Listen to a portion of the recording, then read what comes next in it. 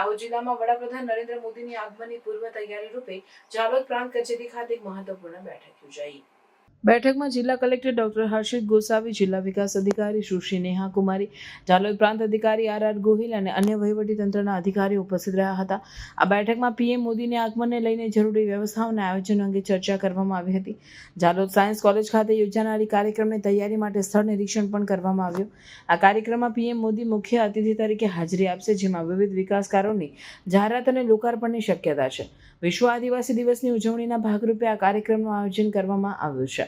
આ બેઠકમાં પીએમ મોદીની સુરક્ષા વ્યવસ્થા, ટ્રાફિક વ્યવસ્થા, આરોગ્ય સેવાઓ અને અન્ય જરૂરી વ્યવસ્થાઓ અંગે પણ ચર્ચા કરવામાં આવી હતી। જાલોદમાં આ કાર્યક્રમને સફળ બનાવવા માટે તમામ તંત્રો દ્વારા સંકલિત પ્રયાસો કરવામાં આવી રહ્યા છે।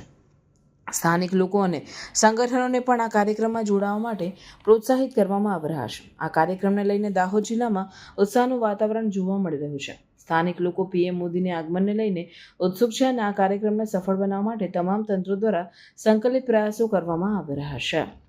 આગામી તારીખ 26ના રોજ આપણા દેશના માનનીય વડાપ્રધાન શ્રી દાહોદ ખાતે પધારનાર હોય જરૂરી જનમેદની વ્યવસ્થાપન અંતર્ગત આજરોજ જાલોદ તાલુકાની અંદર માનનીય ધારાસભ્ય સાહેબ શ્રી તથા તાલુકાના પદાધિકારીશ્રીઓ તથા તાલુકા સંકલનના તમામ અધિકારીશ્રીઓ સાથે એક બેઠકનું આયોજન કરવામાં આવેલું, જેમાં જનમેદની વ્યવસ્થાપન અંગેની વિસ્તૃત ચર્ચાઓ કરવામાં આવેલ છે।